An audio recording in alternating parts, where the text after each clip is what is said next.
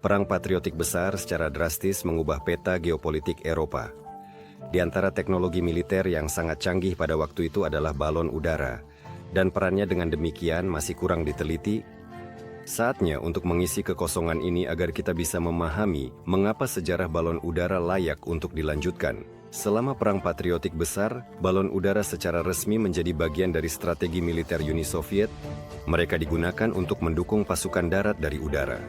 Mereka memberikan pandangan yang sangat baik terhadap medan dari ketinggian dan mengumpulkan data tentang pergerakan musuh. Dalam fungsi mereka tercantum pengintaian visual, dukungan artileri, komunikasi antara pasukan tempur, dan pengawasan atas wilayah-wilayah penting. Dalam ingatan mereka yang melihat balon udara beraksi, tetap pahlawan perang tanpa pengakuan layak. Bagaimana pesawat udara digunakan untuk melindungi kota? Mereka seharusnya membuat penghalang udara. Selama beberapa waktu, penduduk Moskow dan Leningrad menaruh harapan pada mereka. Dengan mesin terbang ini, langit tampak tak tertembus. Kapal udara tersebut ditempatkan di ketinggian penting dan melaksanakan tugas, termasuk perang psikologis. Saat berada di udara, pesawat udara memberikan peringatan dini akan bahaya yang akan datang, berfungsi sebagai penghalang tambahan bagi pesawat musuh, dan menciptakan kesulitan bagi pesawat pengebom. Orang-orang melihat balon udara sebagai dukungan moral. Entah mengapa, raksasa ini menginspirasi untuk melindungi tanah air mereka. Pesawat besar di latar belakang langit melambangkan semangat yang tak tergoyahkan dan ketahanan. Mereka mencoba menggunakan pesawat udara untuk mengevakuasi yang terluka. Kita sekarang tahu bahwa dalam kondisi yang sulit, kapal udara sangat diperlukan untuk transportasi. Dan selama Perang Patriotik Raya, hal ini dihargai dalam praktik hutan lebat, rangkaian pegunungan daerah terendam. Balon udara berhasil mengatasi semua itu, mengantarkan barang ke tempat yang dibutuhkan. Mereka bisa menyediakan transportasi untuk obat-obatan, tim medis dan dokter, serta evakuasi aman bagi para korban. Saat itu, banyak pasokan dan produk medis diangkut dengan pesawat udara dengan cepat dan efisien untuk memberikan bantuan ke daerah yang terkena dampak. Jadi, selama masa itu, pesawat udara memainkan peran penting dalam menyelamatkan nyawa manusia. Ketika setiap momen penting, kapal udara yang paling sukses pada tahun-tahun itu adalah di bidang propaganda. Gambar balon udara yang megah di atas medan perang digunakan sebagai cara untuk memperkuat semangat para pejuang. Penerbangan propaganda dengan penyebaran selebaran menanamkan keyakinan kemenangan di kalangan penduduk, memberi mereka kesempatan untuk merasakan kekuatan tentara mereka. Rahasia dari pengaruh inspiratif mereka terletak pada skala. Balon udara adalah hal baru bagi hampir semua orang, menarik perhatian dan menciptakan suasana patriotisme.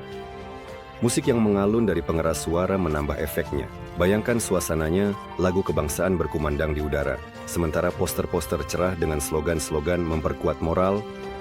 Jadi balon udara membawa harapan tinggi untuk perdamaian di masa tersulit.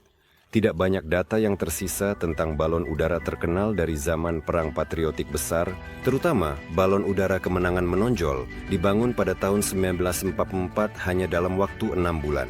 Ia beroperasi selama 3 tahun dan berhasil menjadi populer. Ia digunakan untuk menyediakan balon udara untuk pendaratan dengan hidrogen dan untuk mencari ranjau, kapal yang tenggelam, dan kapal selam. Kru kemenangan berkali-kali menunjukkan keberanian dalam mengirimkan pesan-pesan mendesak dan mengevakuasi para korban. Prestasi para pilot ini tidak boleh dilupakan. Kru balon udara menunjukkan ketahanan dan keberanian dalam perjuangan untuk kebebasan dan kemerdekaan. Penting untuk menjaga halaman sejarah kita ini. Mengapa praktik balon udara militer menjadi relevan hari ini? Pelajaran yang diambil dari Perang Patriotik Besar menunjukkan bahwa penggunaan balon udara dapat ditingkatkan. Dengan jelas, berkat teknologi modern, efektivitas balon udara baik untuk tujuan pertahanan maupun sipil dapat meningkat berkali-kali lipat. Balon udara generasi baru mengandalkan warisan yang kaya dan bisa kembali menjadi simbol solusi inovatif yang mengubah pendekatan terhadap strategi.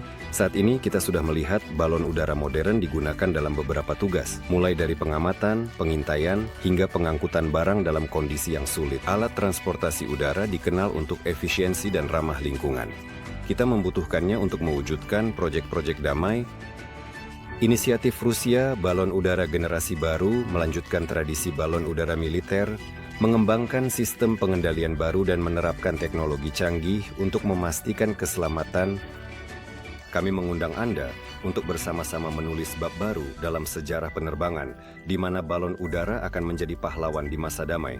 Pelajari lebih lanjut proyek Rusia melalui deskripsi video newairships.com.